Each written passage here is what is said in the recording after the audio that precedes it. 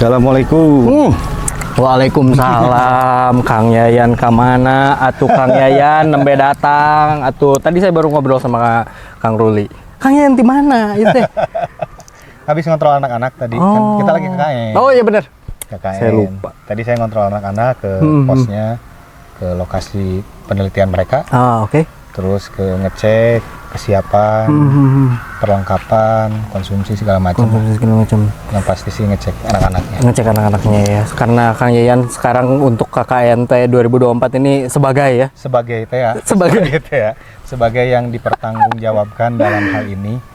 Tapi sebenarnya nggak ada. Kalau saya berprinsip nggak ada ketua-ketua sih. Cuma saling bertanggung jawab atas divisinya masing-masing. Tapi kan di SK-nya sebagai ketua pelaksana nih ya. Gimana habis ngecek teman-teman yang di lapangan ngecek apanya aja tuh? Ngecek penginapannya atau mungkin apa? Gimana kondisi anak-anak? Yang paling pasti sih tadi ngecek tempat tidur. Tempat tidur mereka alhamdulillah semua baik. Kita tuh ada 4 kelompok. 4 kelompok. Ada 4 kelompok. Kelompok 1, 2, dan 3, dan 4. Berarti 4 ya. Berarti 4. Tuh. Nah, masing-masing itu kan dari satu kelompok itu ada laki perempuan. Ya, betul. Ya, saya memastikan mereka itu tempat tidurnya. Kita kan tetap harus menjaga menjaga antara laki-laki dan perempuan ya, kan. Betul. Kita menghindari hal-hal yang tidak diinginkan.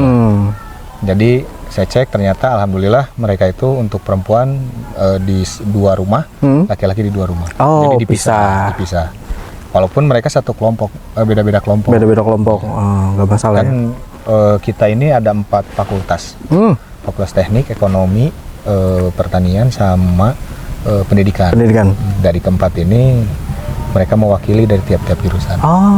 Banyak juga ya yang alhamdulillah melaksanakan tahun ini memang tidak terlalu banyak. Total pesertanya kurang lebih di 84 peserta. Yang alhamdulillah di lapangan itu di 54 peserta. Ya, yang kemarin yang fix berangkat itu di 51. Kemarin 51. Ya, 3 orang itu qadarullah masalah kerjaan.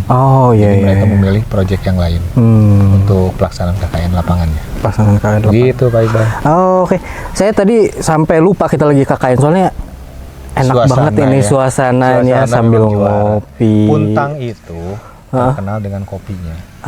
Kopi Puntang itu dulu kalau nggak salah ingat saya tuh pernah juara di Eropa.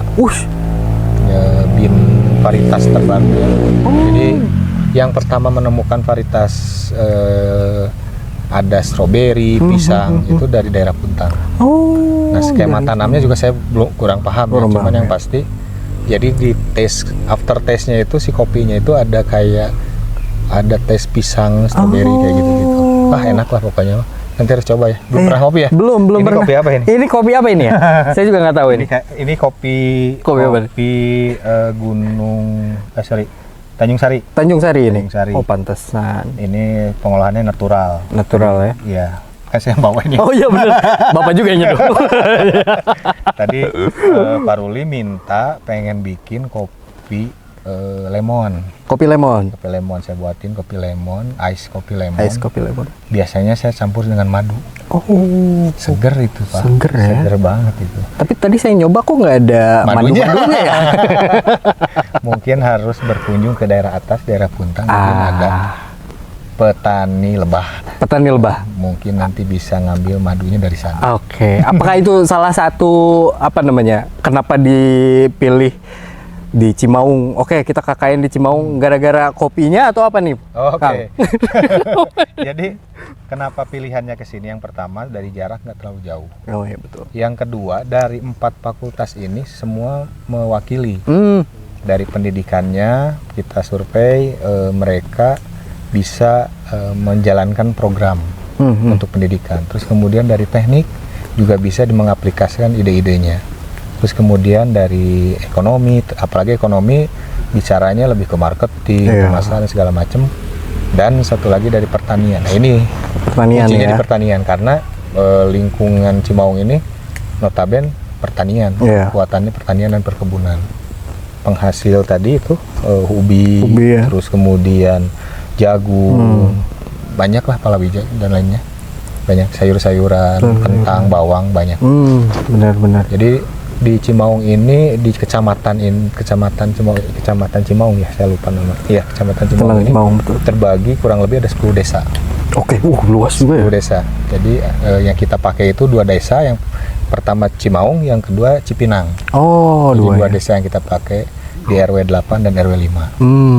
Nah, yang di 8 ini fokus kepada lingkungan, mulai dari ide mereka tuh yang Masya Allah ya, buat saya mah kepikiran gitu, mereka menganalisa bagaimana caranya, mungkin idenya sudah ada, tapi mungkin mereka membuat ramuannya tersendiri, ramuan apa tuh? untuk merubah asap tidak terlihat dari pembakaran sampah. Nah, itu menurut saya sih ini keren nih. Ini keren, mahasiswa punya ide ini terus diaplikasikan dan berhasil diuji coba. Nah, ini mau coba diaplikasikan ke masyarakat melalui pola edukasi masyarakat. Jadi nanti sampah-sampah masyarakat ini salah dong. Bahaya itu. Nggak boleh sampai ke sana. Sampah-sampah yang dibakar, tadinya dibakar terus menimbulkan polusi udara, nah diakali dengan itu. Termasuk pengelolaan limbah rumah tangga. Itu menjadikan pupuk kompos nantinya. Nah, itu yang saya apresiasi, ide-ide mereka yang Masya Allah luar biasa ya. Luar biasa, out of the box. Out of the box. Terus kemudian sampai ada ide mereka akan membuat ekowisata. Karena kan di lingkungan ini Gunung Puntang ya. Jadi banyak dari daerah trek sini. Trek pendakian, ada jalur yang memang belum terjamah. Terus kemudian ada sungai juga. Nah, mereka punya ide kenapa ini tidak dimanfaatkan. Karena di RW 8 ini hampir 80% kurang lebih mereka itu pekerja keluar. Pekerja keluar maksudnya? Jadi pengolahan di daerahnya tidak terjamah sama mereka. Mereka fokus bekerja, ada yang kuliah, bekerja, terus kemudian menjadi buruh bangunan, semacam itulah. Nah, pertaniannya hampir 70% itu dikelola oleh orang luar. Oh, malah dikelola sama orang luar ya? Jadi tanah-tanah di sini tuh beberapa ya, bukan milik warga sini. Tanah-tanah yang perkebunan besar itu, jadi milik orang luar, kayak orang Bandung, Jakarta, segala macam lah. Nah, putra daerahnya di sini kebanyakan hanya bisa jadi penonton.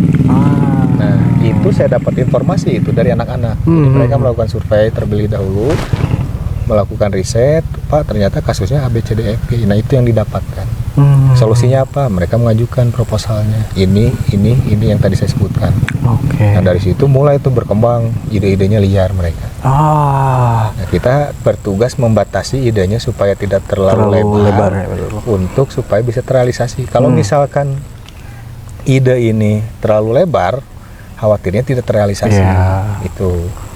Nah, kemudian kalau di RT RW 5 mereka itu fokus kerjasama dengan Karang Taruna. Dengan Karang Taruna. Mereka di sana itu kelompok UKM-nya udah berjalan. Produk-produknya udah ada. Terus kemudian, nah yang kemungkinan mereka adalah proses pemasaran. Cocok sekali RW 5 itu dipegang sama timnya ekonomi. Marketplace-nya, edukasi marketplace, terus kemudian edukasi packaging, edukasi desain packaging, itu cocok lah mereka. Termasuk sampai menawarkan produk. Kita mau melakukan riset produk yang akan kita tawarkan. Saya lupa nama produknya kemarin apa. Cuman yang pasti mereka akan menawarkan produk itu untuk dikelola oleh ibu-ibu PKK. Hasilnya itu untuk dijual untuk penghasilan mereka nantinya.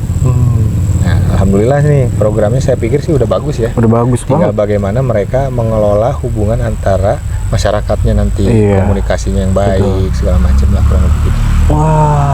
Keren. Ini mungkin banyak juga KKN yang seperti ini, tapi saya kan secara pemikiran saya nggak mau KKN itu hanya bikin baliho kerja bakti 17-an, saya nggak mau kayak gitu. Karena mereka itu didisiplinkan di ilmu di sekolah, di kampus. Nah, mengaplikasikannya kan keluar nih. Bagaimana caranya ilmu ini bermanfaat? Betul. Nah, ilmunya yang mana yang dipilih, ya ilmu yang berhubungan dengan masyarakat tersebut yang dibutuhkan sama mereka sebetulnya. Betul. Nah, alhamdulillah mereka bisa merealisasikan lah secara ide-idenya. Betul. Gitu. Karena dari apa namanya yang kemarin-kemarin bukan, kalau misalnya lihat di kampus-kampus lain tuh kayak KKN tuh oke, kita ngisi lomba 17-an, kita bikin panggung, kita bikin dangdut. Terus udah selesai 17-an, apa? Nah, selesai kan? Saya harapannya adalah mereka itu dari ide-idenya mereka itu ada ketertarikan atau berkesinambungan program. Iya. Semisal ekowisata tadi, kan nggak mungkin cuman oke, kita idenya jalanin, berjalan udah tinggalin, kan nggak mungkin begitu. Mereka akan menuntut nih, ini selanjutnya gimana. Nah, saya pengen harapannya adalah ini berjalan, mereka masih ada keterikatan. Nah, menurut pribadi saya yang berhasil KKN itu seperti itu. Programnya masih berjalan, nanti ada KKN baru itu meneruskan programnya itu, dikembangkan lagi. Jadi masih terus berjalan. Jadi antara kampus dan masyarakat itu nanti saling berkesinambungan. Kalau suatu hari punten kalau misalkan di sini ada yang kurang mampu untuk kuliah, kan itu bisa kita fasilitasi. Betul. Karena mereka juga harus maju, bukan hanya sekedar oke lah cukup SMP atau SMA. Udah bapak saya juga begitu, rata-rata kan kayak gitu. Iya. Nah, karena mungkin pola pikirnya yang penting bisa bekerja. Nah, bagaimana caranya merubah paradigma mereka tentang sekolah itu penting. Nah, itu sedang kita masukin dari sisi pendidikan di RW 8. Oke. Itu jadi salah satu program unggulan juga. Program unggulan ya. Betul, untuk mengedukasi masyarakat tentang pentingnya belajar, pentingnya sekolah. Sekolah itu bukan hanya untuk bekerja sebetulnya, tapi knowledge kan. Iya, betul. Pengetahuan. Kadang-kadang ada quotes jelek, bukan jelek sih, yang kurang ini. Sekolah itu belajar untuk bodoh. Paham ya? Gimana tuh maksudnya tuh? Sekolah itu belajar untuk bodoh. Makanya kalau ingin tahu kenapa sekolah itu bikin bodoh, kita harus sekolah. Penasaran kan? Penasaran kan? UECM lagi buka pendaftaran. Nah, bisa aja masuknya Bapak nih. Ini konotasi positifnya maksudnya gini.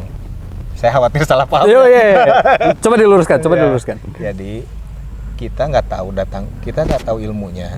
Kita sekolah, jadi tahu kan? Iya. Saat kita tahu, menemukan metode baru, kita akan nanya lagi karena ketidaktahuan. Iya betul. Jadi seorang belajar itu akan terus tidak tahu. Mau sampai kapanpun, kalau kita belajar dari STK naik ke SD, SD SMP, SMP SMA, SMA S1, S2, S3, profesor. Kan terus belajar sampai tingkat profesor itu, beliau tuh nggak diem, mereka terus belajar, menggali ilmu segala macam. Itu maksud saya teh, sekolah itu bikin bodoh tuh seperti itu. Karena harus terus belajar ya. Betul sekali. Khawatir salah paham. Harus diluruskan ya. Ini nanti dipotong jadi TikTok nih bahaya nih. Ini bahaya.